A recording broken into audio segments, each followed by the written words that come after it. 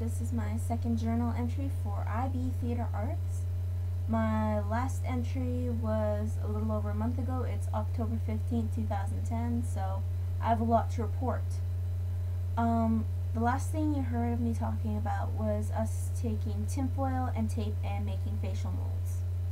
We took those facial molds and we flipped them so that the tape side was down, and we gently taped the inside so it would be reinforced. We had to take special care around the nose and the eyes so that it would stay. And when we finally had it secured so that the nose wouldn't cave in or the face wouldn't buckle in on the inside, we started to have some fun. We took tissue paper, glue, and water. We first started off with our facial mold, and we coated it with a light layer of water and stuck tissue paper over it. Then we took the glue after we had one full layer of tissue paper of how we want our mask to look.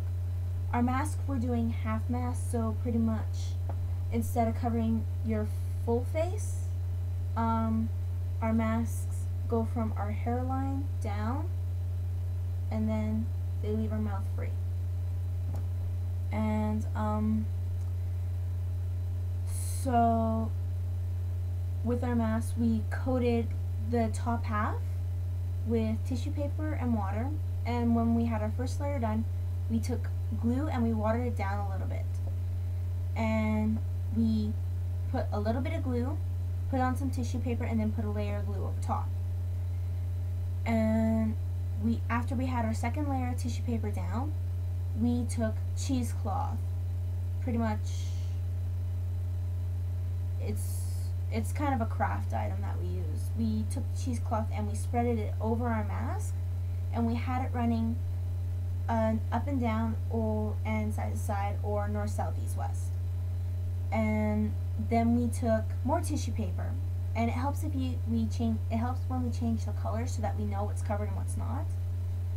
And light faded colors work the best because deep colors kind of bleed into each other, and then that just causes problems.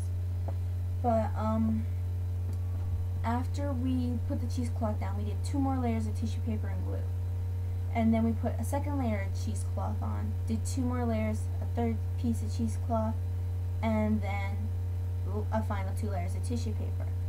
And with each layer of cheesecloth, we changed it from going north, south, east, west to going northeast, southeast, southwest, northwest, so that it went straight up and down, side to side, to diagonals. And that kind of strengthened it.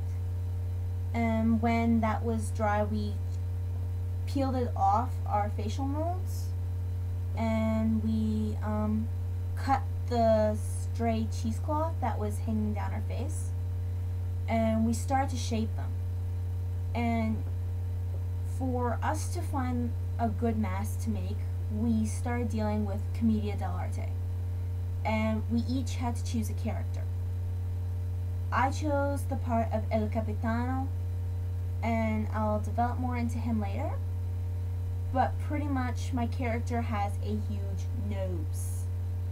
So I had to find a way so that I'd have this huge nose on my face, like this huge long nose, but I'd still be able to breathe and I wouldn't be top heavy. So what I ended up doing is my mask goes down and then it goes up, and I cut it so that my nose has room to breathe, and it's pretty much just a really, really long nose. And we after we had what we were done with the cheesecloth, after we shaped it and all, we took this paper plaster stuff that you just add water to, and we put it over our mask to give it features and all this stuff. And if we wanted it to have that rough shape when we finished sculpting, we would just leave it the way it is. If we wanted it to be smoother, we took tissue paper and we covered it. I used tissue paper because I wanted mine to be more covered, and my guy has to be exaggerated. So I had to paint mine, and I painted him various different colors. And so now I have this mask with yellow down the nose, blue on one side, red on the other, orange around the eyes, purples around the orange. My eyebrows are green, and I got purple under my nose. It's a pretty out there mask, but then again, my character's pretty out there.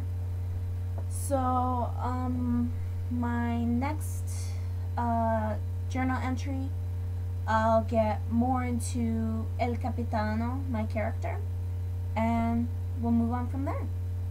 Catch you guys later.